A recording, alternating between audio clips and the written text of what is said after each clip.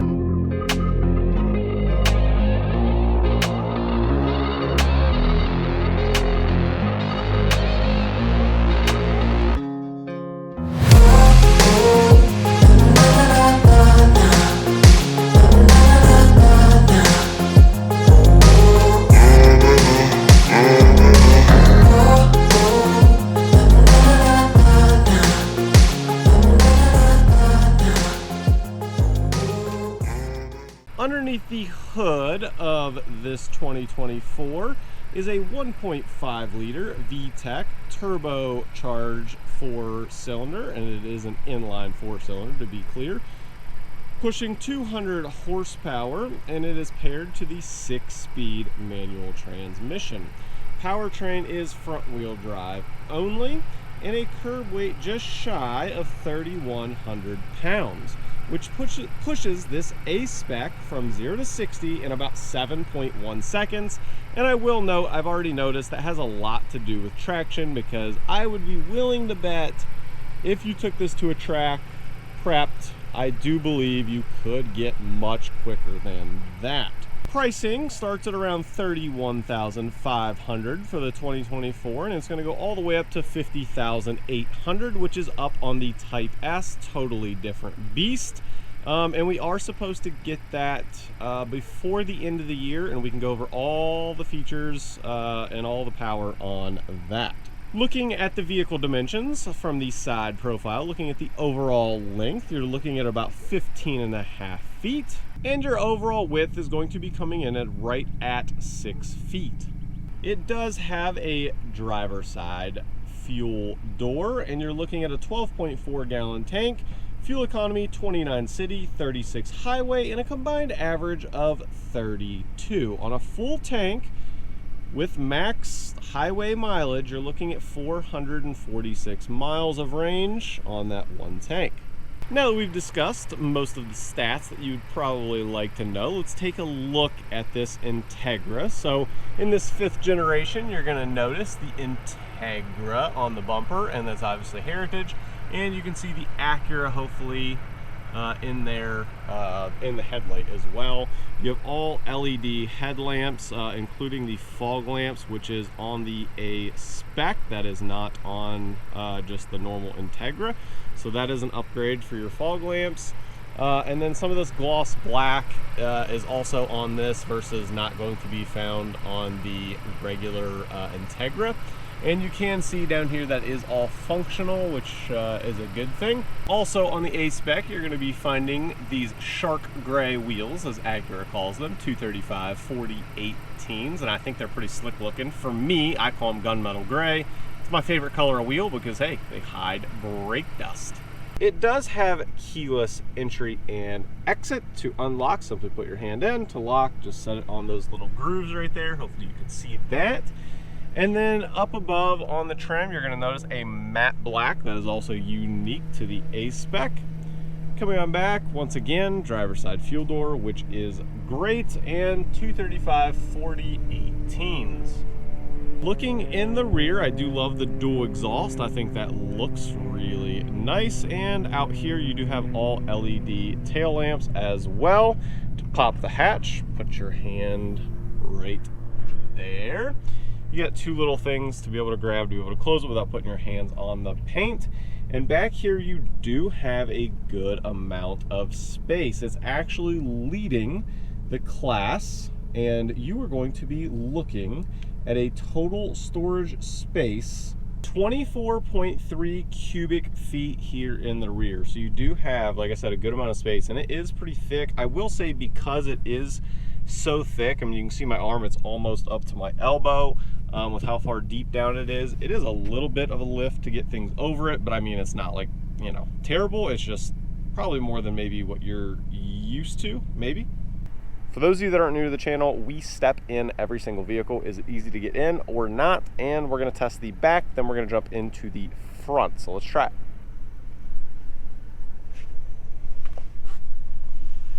I skimmed the top just a little bit with my hat. If I didn't have a hat on, probably would have been just dandy. Now that we're back here, what are we cooking with? What are we cooking with? So if I go to put my head back, it actually hits the roof. I don't know if you can see that. Let's see. See my hat pushing down because I'm hitting the roof here. It hits right back here, right here. So for me, I'm 5'9", for those of you that do not know. I'm a sloucher anyway, and there is a lot of legroom. Like, if my butt is all the way back against, like, I have probably 7 inches somewhere in there of legroom. Pretty good. And again, class leading, I think you're at around like 37 and a half inches back here of legroom. Again, just because of the slope, the headroom is pretty tight back here. But if you slouch, like, I mean, honestly, probably what I would be doing, now all of a sudden I've got about 1.5 inches up there. So wouldn't want to be past 6 foot tall, 2 6 feet people back to back, because this is where my seat sits at 5'9". So it'd be getting really tight at that point. Now, while we're back here, you're gonna notice you do have an armrest with 2 cup holders right there. Looking in front of us, no pocket on the driver's seat. There is a little storage pocket on the passenger seat, and there's no rear AC vents. That absolutely blows my mind. I don't understand that one. That one is a little confusing, but on one token, it's not a huge cab, so it's not as bad. But here in Arizona, that's one thing, man. It is scorching hot, 115, 117 degrees all summer, and without those AC vents, it's hot. It is hot. So being a premium model, I do, you know, being Acura, I do wish that it had the rear AC vents. I think that is a little bit of a mismark there, but is what it is. Everything else about this car, I really like it so far, and we're gonna keep getting more into that. Now, checking out the rear door here, it is soft touch here, soft touch there, and then it is all hard molded plastic everywhere else, really. So I do love the window switches, feels more premium, has a little bit of basically like chrome bezel around it, which is great. Stepping into the front, very natural, very easy, don't have any issues getting into the front. Checking out the driver's side door, you're going to notice 2 different settings for memory seating, which is good. Materials, this is a little bit softer touch up here, unlike the rear. The rear is actually just hard molded plastic. This does have some give. This is soft leather, which is good. And then everything else is a harder plastic, which I would expect. So they've definitely met the mark up here. It looks really nice, definitely feels more premium, including the window switches. You can see the fronts are autos. The rears are not. And the one thing I will point out here very quickly is the ELS Studio 3D, and it is a 16 speaker system, and it sounds incredible in here. All right, let's take a look at this interior a little deeper here. You're gonna notice a digital display out in front of us. Looks really good. I love that they did all digital out there. You've got heads up display out there. It's probably blinking because of the frame rate. And then you do have a nice screen right here. If I'm not mistaken, I believe this is a 9-inch. And if you go with the normal Acura, it is an 8-inch. So it's about an inch difference as to what you are getting on this. And also on this, with the A-Spec with technology package, you are also getting wireless Android and auto CarPlay, as to where if you do not get the A-Spec with tech package, then you are looking at a plug-in option for the Android Auto and Apple CarPlay. You're going to notice fairly similar to the Accord and the Civic. You have like this design vent here. It doesn't continue all the way across like that. And this is kind of like a, I don't know, a fake carbon fiber type of look, I guess. It looks good. I really do like it.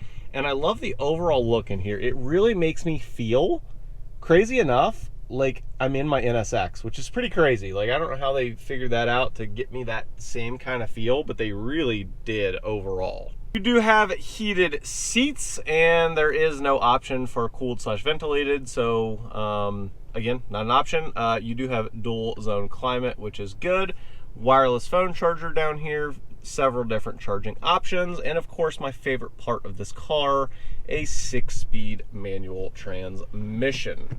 And just going through the gears, first, second, third, fourth, fifth, sixth, and reverse. And that's what your backup camera looks like. There is no 360 camera on this. Up top, you've got a pretty standard mirror. And of course, you do have a sunroof up above. Last but not least, on the interior, you do have several different drive modes. Obviously, the parking brake as well. Auto start. You can turn that off, which is great. Coming up here, your different modes. You have sport, normal, and comfort. So I think I drive in normal most of the time, to be honest, but you can pick whatever you want. Getting this 2024 Integra out on the road, gotta say, all of the modes right off the get just makes such a difference. I have to get that out there. We'll go over maybe a little bit more in depth throughout this drive, but they do make a big difference. But you guys know I always try to start out with kind of the acceleration piece. I don't know if I'm gonna do a 0 to 60 right now. I'm gonna be honest, it is early in the morning for me at the very moment. And I don't know if I'm that good at manual transmission right now.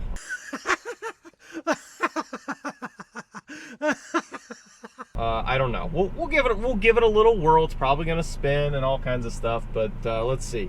Put her in sport. Again, non-scientific. The actual 0 to 60. I could sit here several times and try to get a 7-second, but let's just do a normal one. So ready? Letting the clutch out, and we're engaged, fully engaged. Second, a little squeal as again, and 60. So it's so fun though. Like, you guys don't understand. Like, it's not all about the 0 to 60. Too many people criticize the 0 to 60, especially on a manual transmission. You could have a car that does 0 to 60 in 2 seconds flat. And if, number one, if you can't lay the power down, you're gonna have an issue. Number two, if you have someone that's driving it that is just an average person and doesn't like race a car, like the 0 to 60 is probably gonna be like 4.5 to 5 seconds. Like, there's so many different variables from a 0 to 60 in a manual transmission. Like, that's just not what I judge a manual transmission by. It's just exciting to drive. Like,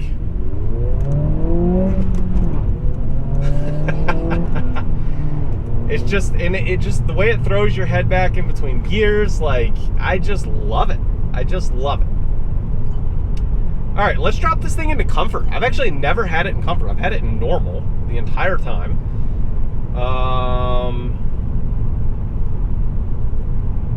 Yeah, so I don't even have cruise control set. The lane centering works really well. I mean, it's keeping me dead center in my lane. Obviously, you should always have your hands on the wheel, so I don't ever encourage you not to, but if you need to get a drink of water or whatever, it's there as a safety feature, which is great to have. And it really does, on a long road trip, it saves your wrists. Like, I know that sounds funny, but I've done it, and it really does. Like, it is very nice to have, because you can just lightly touch the wheel, opposed to constantly holding it, especially if it's windy. It also has adaptive cruise control, which is also great to have. So speaking of like noise levels, we're in comfort, and you can hear a little bit of road noise from the tires and whatnot. Let's test the suspension along with noise over this cattle guard in just a second, and here we go. Okay, suspension was pretty good. I'm very impressed with that. Noise, you can hear it. I would put that middle of the road for me based on everything that I've driven so far. And that's pretty good. Again, you got to remember too, this vehicle is under $40,000, right? We're at like the $36,000, $37,000 mark. Like, it's good. I mean, you can't, I don't know, some people just nitpick it too much, I guess, and I'm really impressed, especially for the price that you're getting on this thing. Just looking ahead, I love seeing the heads-up display out there. That makes a huge difference.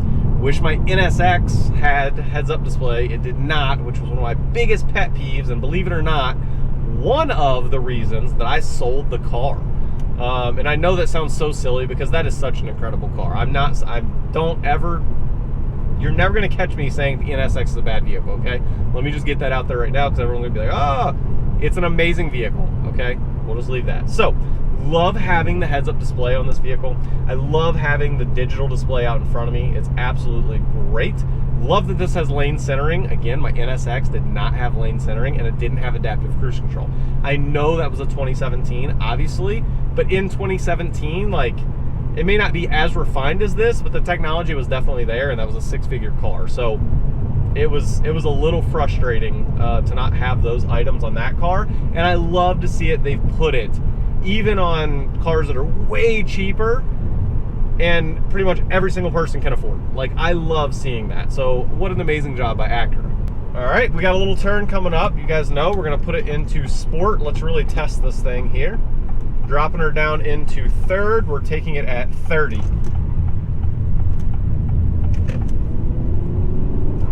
I mean, I thought that was pretty good. I really did. The bolsters, obviously, if you're going to track this car, I think you would need maybe a little bit better bolsters. They are a little loose because I found myself leaning just a little bit, but they're really comfortable. I mean, honestly, most people aren't going to track this vehicle right. If you're going to track one, I would definitely think you would go for the Type S, at least I would, but I guess it depends on your financials as well. This certainly could be an absolute blast to track. There's no question you can have a blast with this thing on the track. Let's check our visibility. Over to our left, you can see pretty well. The pillar is actually pretty skinny, and this A-pillar reminds me a lot of the NSX as well because it's so skinny. It's so easy to see the way they angle it basically away, easy to see out of. Checking over to our right, again, easy to see. The only little bit of blind spot would be the very back piece of it, the hatch basically, but not a big deal. You have blind spot monitoring if you need it, so you should be good to go in this thing. The other thing about Acura is the reliability. That's why I personally bought my NSX, and that's why I would probably buy this. Honda/Acura is known for reliability. I mean, there's other brands out there that are really known for reliability as well, but this is one of them that really gives you comfort, saying, hey, I'm going to make a big purchase, or maybe it's a little purchase, but it's just a new purchase. All depends, again, on your financials. It's nice to have that comfort, right? Like, I don't have to worry about the vehicle for several years. I like the exhaust, too. You got a little note in the exhaust. You can really hear that, and I love hearing that. Now, last but not least, we have a little S-turn up here. We're going to get into it. Let's see. Do a little bit of braking. I mean, even oh my goodness, I can't even talk. Hold on. Oh, it's so good. The handling is so good. So good. I'm so impressed. Oh my, that was great. That's one of the best vehicles I've taken through that turn, with the exception of my NSX. That's one of the best I've had right there. Wow, the handling, and that's, everyone says the Type S is insane over this vehicle, and I'll be honest, once I get it, I will tell you if it's worth the money or not. You guys know I don't lie. I will tell you the truth, and that was really good. That was really good. I am so impressed with that. Overall, I think for this vehicle, if you want a daily driver that is an absolute riot and still feel pretty luxurious on the inside, I think this is definitely a vehicle for you. It is to me, it's worth every penny that they're asking for it. If I were pricing it, it would be around the $40,000 to $42,000 mark. So for me, it's actually a little bit on the cheap side. So they were aggressive with pricing, and hats off to them for that, because this thing is really good. I think that about covers this vehicle. If there's anything else you guys want to know, comment down below. If I don't know it, I will reach out to my Acura rep. Again, this is coming from a Acura NSX owner. So this is my opinion on this vehicle. I think it is worth every penny. If you guys like the video, please be sure to like it. It really helps the algorithm. And we're on our way to 20,000 subscribers. We're at over 18,000 now, almost 20,000, trying to hit it by the end of the year. And I appreciate every single one of you that watch this. As always, I'll catch you guys on the next one. Peace.